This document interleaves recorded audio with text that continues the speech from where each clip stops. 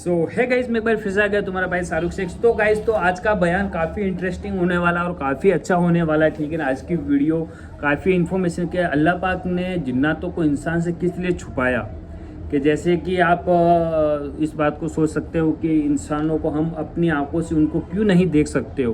तो इसमें बहुत बड़ी लॉजिक की बात है गाइस, ठीक है ना। तो आज हम इस वीडियो को थ्रू जानने की कोशिश करेंगे कि हमें आखिर में हम जिन्नातों को क्यों नहीं देख सकते हैं, या देख सकते हैं तो हमारे अंदर वैसी काबिलियत क्यों नहीं है। तो बिना टाइम वेस्ट किए गाइस वीडियो को शुरू करते हैं। वीडियो थोड़ी बहुत भी अच्छी लगे लाइक शेयर जरूर, चैनल को सब्सक्राइब करना। लेट्स गो, वीडियो को शुरू करते हैं। इनकी असलियत क्या है, ये कब और कैसे पैदा हुए, इनकी दुनिया कैसी होती है, क्या शैतान ही जिन्नात होते हैं, और क्या जिन बूढ़े होकर फिर से जवान हो सकते हैं, और क्या जिन भी मरते हैं, और जिन्नात क्या खाते पीते हैं।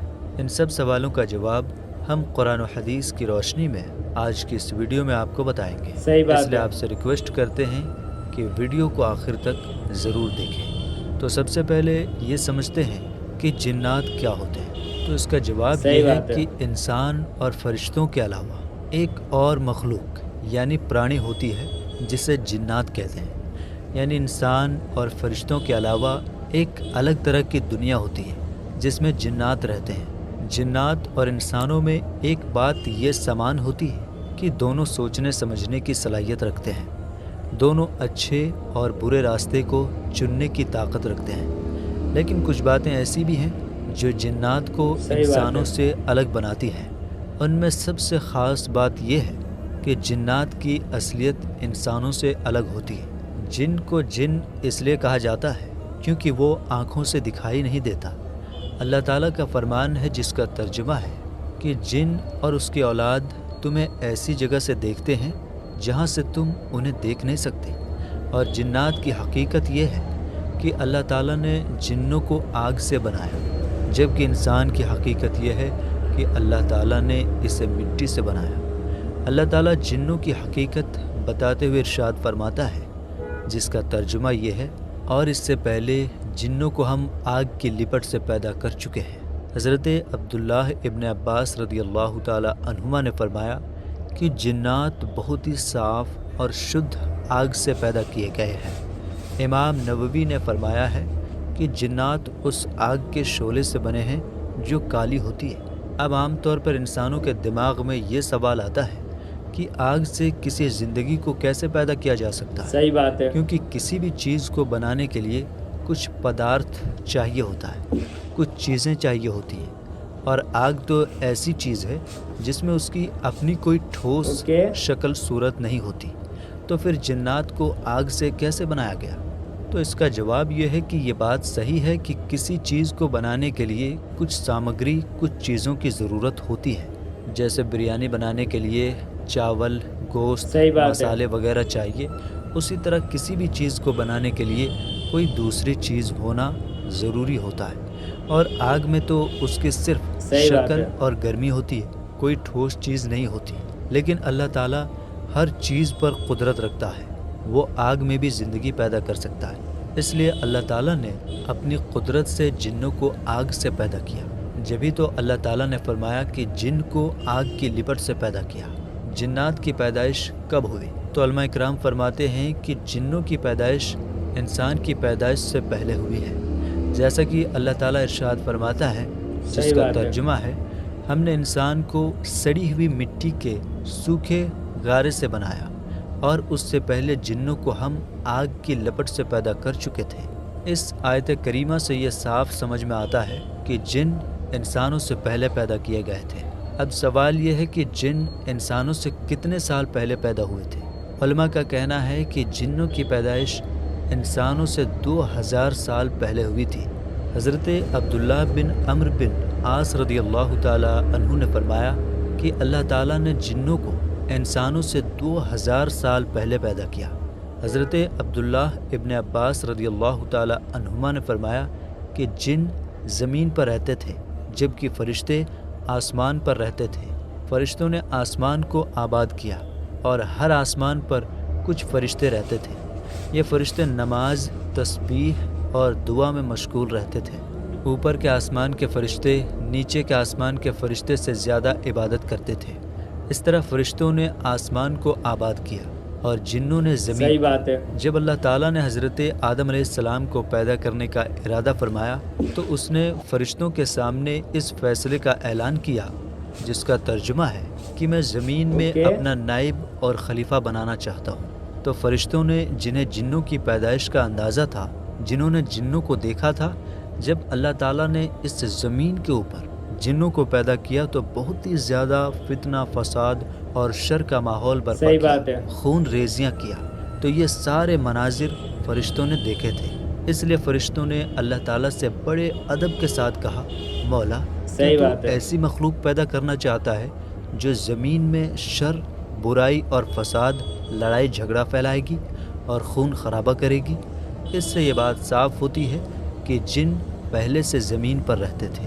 حضرت عبداللہ ابن عباس رضی اللہ تعالی عنہ سے روایت ہے کہ اللہ تعالیٰ نے جنوں کے باپ سومیا کو پیدا کیا اور اس سے کہا، تم کیا چاہتے ہو؟ اس نے کہا، میں چاہتا ہوں کہ ہم لوگوں کو دیکھ سکیں لیکن لوگ ہمیں نہ دیکھ سکیں. ہم زمین میں دفن کیے جائیں اور ہم لوگوں میں بوڑھا ہو کر پھر سے جوان ہو جائیں. تو اس کی یہ خواہش پوری کر دی گئی. اب وہ لوگوں کو دیکھ سکتے ہیں لیکن لوگ انہیں نہیں دیکھ سکتے. جب وہ مرتے ہیں تو زمین میں دفن ہوتے ہیں. ان میں سے کوئی بوڑھا نہیں مرتا جب تک وہ پھر سے جوان نہ ہو جائے، یعنی بالکل بچے کی طرح. حضرت عبداللہ ابن عباس رضی اللہ تعالی عنہ نے فرمایا، پھر اللہ تعالیٰ نے حضرت آدم علیہ السلام کو پیدا کیا اور ان سے کہا، تم کیا چاہتے ہو؟ حضرت آدم علیہ السلام نے کہا، پہاڑ یا جنت. جو بھی انہوں نے کہا انہیں وہ دے دیا گیا. علامہ امام اسحاق کہتے ہیں کہ اللہ تعالیٰ نے جنوں کو پیدا کر کے انہیں زمین کو آباد کرنے کا حکم دیا. پہلے تو وہ اللہ تعالیٰ کی عبادت کرتے رہے، لیکن ایک لمبے زمانے کے بعد انہوں نے اللہ تعالیٰ کی نافرمانی شروع کر دی اور زمین پر فتنہ، فساد اور خون خرابہ کرنا شروع کر دیا. ان میں ایک بادشاہ تھا جس کا نام یوسف تھا. جنوں نے اپنے بادشاہ کو قتل کر دیا تو اللہ تعالیٰ نے پہلے آسمان سے فرشتوں کی ایک فوج بھیجی جس میں ابلیس بھی تھا جو 4000 فوج کا کمانڈر تھا. فوج زمین پر اتری اور جنوں کی اولاد کو تباہ کر دیا. انہیں زمین سے نکال کر سمندر کے ٹاپوؤں میں کھدیڑ دیا. ابلیس اور اس کی فوج نے پھر زمین پر رہنا شروع کر دیا اور ان کے لیے کام کرنا آسان. صحیح بات ہے. ابلیس اور اس کی فوج نے زمین پر ہی رہنا اچھا سمجھا. محمد بن اسحاق نے لکھا ہے کہ ابلیس اور اس کی فوج آدم علیہ السلام کی پیدائش سے پہلے 40 سال تک زمین میں رہے. علامہ ابن عبد البر نے کہا کہ جنوں کی کچھ قسمیں ہوتی ہیں اور وہ یہ ہیں: نمبر 1 اصلی جن، اسے جنی کہا جاتا ہے. نمبر 2 وہ جن جو لوگوں کے ساتھ رہتا ہے، اسے عامر کہا جاتا ہے. نمبر 3 وہ جن جو بچوں کو پریشان کرتا ہے، اسے ارواح کہا جاتا ہے. اور نمبر 4 وہ جن جو سب سے زیادہ خبیث اور پریشان کرنے والا ہوتا ہے، اسے شیطان کہا جاتا ہے. نمبر 5 وہ جن جس کی شرارت اور بدماشی بہت زیادہ بڑھ جائے، اسے عفریت کہا جاتا ہے. اس سے یہ بات صاف ہوتی ہے کہ شیطان جنوں کی ہی ایک قسم ہے، اور جنوں میں جو سب سے زیادہ خبیث اور پریشان کرنے والا ہوتا ہے اسے شیطان کہا جاتا ہے. اور نبی اکرم صلی اللہ تعالی علیہ وآلہ وسلم نے فرمایا کہ جنوں کی 3 قسمیں ہیں. ایک قسم کے جنات وہ ہیں جو ہوا میں اڑتے ہیں، دوسری قسم کے وہ ہیں جو سانپ اور کتوں کی شکل میں ہوتے ہیں، اور تیسری قسم کے وہ ہیں جو سفر اور قیام کرتے ہیں، یعنی انسانوں کی طرح وہ سفر بھی کرتے ہیں اور ٹھہر کر رات اور دن بھی گزارتے ہیں، یعنی بھوت وغیرہ. دوسری روایت میں ہے کہ حضور نبی اکرم صلی اللہ تعالی علیہ وآلہ وسلم نے فرمایا کہ اللہ تعالیٰ نے 3 قسم کے جن کو پیدا کیا. پہلی قسم کا جن سانپ، بچھو اور کیڑوں مکوڑوں کی شکل میں ہوتا ہے. دوسری قسم کا جن ہوا کی طرح ہوتا ہے. تیسرے قسم کا جن وہ جن ہے جو حساب کتاب اور سزا کے لیے مسلط بنایا گیا. اسی طرح اللہ تعالیٰ نے انسانوں کو بھی 3 طرح پیدا کیا ہے. نمبر 1 وہ انسان جو جانوروں کی طرح ہے. ان کے بارے میں اللہ تعالیٰ کا ارشاد ہے جس کا ترجمہ ہے: ان کے دل ہیں مگر سمجھتے نہیں، آنکھیں ہیں مگر دیکھتے نہیں، کان ہیں مگر سنتے نہیں. دوسری قسم کے انسان وہ ہیں جن کا جسم حضرت صحیح بات ہے۔ آدم علیہ السلام کی اولاد کی طرح ہے، لیکن روح ان کے اندر شیطان کی ہے۔ اور تیسری قسم کا انسان وہ ہے جو بروز قیامت صحیح بات عرش ہے۔ الہی کے سائے کے نیچے ہوں گے، جبکہ وہاں اس کے علاوہ کوئی دوسرا سایہ نہ ہوگا۔ حضرت زمخشری کہتے ہیں کہ میں نے دیہاتوں میں جنوں کے بارے میں کچھ عجیب باتیں دیکھی ہیں جن کا بیان نہیں کیا جا سکتا۔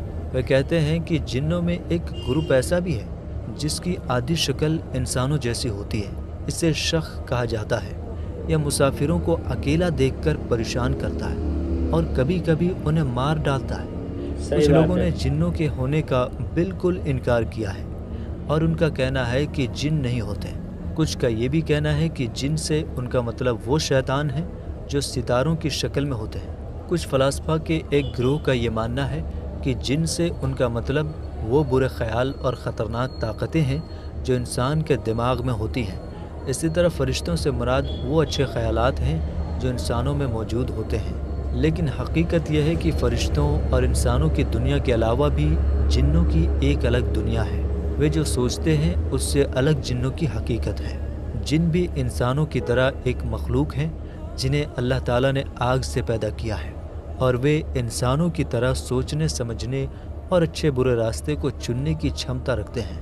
اور جس طرح سے انسانوں کے لیے ضروری ہے کہ وہ اللہ اور اس کے رسول پر ایمان لائے اور شریعت کے احکام پر عمل کریں، اسی طرح سے جنوں کے لیے بھی ضروری ہے کہ وہ اللہ اور اس کے رسول پر ایمان لائے اور شریعت کے احکام پر عمل کریں۔ یعنی جن چیزوں کے کرنے صحیح کا بات حکم ہے۔ ہے انہیں ضرور کرے، اور جن چیزوں سے بچنے کا حکم ہے ان سے ضرور بچے، کیونکہ اللہ تعالیٰ فرماتا ہے کہ میں نے جن اور انسان کو صرف اپنی عبادت کے لیے پیدا کیا۔ اور یہ بات بھی یاد رکھیں کہ جس طرح انسان حضور پاک صلی اللہ تعالیٰ علیہ وآلہ وسلم کی امت ہے، اسی طرح جن بھی حضور پاک صلی اللہ تعالیٰ علیہ وآلہ وسلم کی امت ہے۔ اور یہ بات بھی یاد رکھے کہ جتنے بھی نبی دنیا میں تشریف لائے وہ سب انسانوں میں سے تھے، جنوں اور عورتوں میں کوئی بھی نبی نہیں آئے۔ تو جس طرح انسانوں میں کچھ مسلمان ہیں، کچھ یہودی ہیں، کچھ نصرانی ہیں، کرسچن ہیں، کچھ ہندو ہیں، کچھ سکھ ہیں، اسی طرح جنوں میں بھی کچھ مسلمان ہیں، کچھ یہودی ہیں، کچھ کرسچن ہیں، کچھ ہندو ہیں اور کچھ سکھ ہیں۔ ایک سوال اٹھتا ہے کہ ابلیس، جسے شیطان بھی کہتے ہیں، فرشتوں سے تھا یا جنوں سے؟ کیونکہ فرشتے آسمان میں رہتے تھے اور جن زمین پر رہتے تھے۔ تو اس کا جواب ہے کہ ابلیس کا تعلق جنوں سے تھا، فرشتوں سے نہیں۔ اب سوال یہ ہے کہ اگر ابلیس جن تھا اور زمین کا رہنے والا تھا تو وہ جنت میں کیسے پہنچ گیا؟ تو علماء بتاتے ہیں کہ ابلیس پہلے اللہ تعالیٰ کی بہت عبادت کرتا تھا، اسی وجہ سے اس نے فرشتوں کے ساتھ آسمان میں رہنا شروع کر دیا اور پھر جنت میں بھی ان کے ساتھ چلا گیا۔ لیکن جب اللہ تعالیٰ نے اسے حضرت آدم علیہ السلام کے لیے سجدہ کرنے کا حکم دیا تو ابلیس نے گھمنڈ، تکبر اور جلن کی وجہ سے اس حکم کو نہیں مانا۔ اسی نافرمانی کی وجہ سے اللہ تعالیٰ نے اسے اپنی رحمت سے ہمیشہ کے لیے دور کر دیا۔ ابلیس کو شیطان اس لیے کہا گیا کیونکہ اس نے سب سے پہلے اپنے رب کی نافرمانی کی۔ شیطان اللہ تعالیٰ کی رحمت سے ہمیشہ کے لیے محروم ہے، اس لیے اللہ تعالیٰ نے اس کو ابلیس کے نام سے یاد کیا۔ عربی بھاشا میں بالاسن اس شخص کو کہتے ہیں جس میں کوئی بھلائی نہیں ہوتی، اسی بالاسن سے ابلیس شبد بنا ہے، اور اس لیے ابلیس اس شخص کو کہا جاتا ہے جس کے اندر کوئی بھلائی نہ ہو۔ کیا جنات کھاتے ہیں یا یوں ہی فرشتوں کی طرح کچھ نہیں کھاتے؟ تو اس بارے میں علماء کے بیچ الگ الگ رائے پائی جاتی ہیں۔ کچھ کا کہنا ہے کہ تمام قسم کے جنات نہ کھاتے ہیں نہ پیتے ہیں، لیکن ان کا یہ کہنا صحیح نہیں ہے۔ اور کچھ لوگوں کا کہنا یہ ہے کہ جنات کی ایک قسم وہ ہے جو کھاتی اور پیتی ہے، اور دوسری قسم وہ ہے جو نہ کھاتی ہے نہ کچھ پیتی ہے۔ اور کچھ لوگوں کا یہ کہنا ہے کہ تمام جنات کھاتے اور پیتے ہیں۔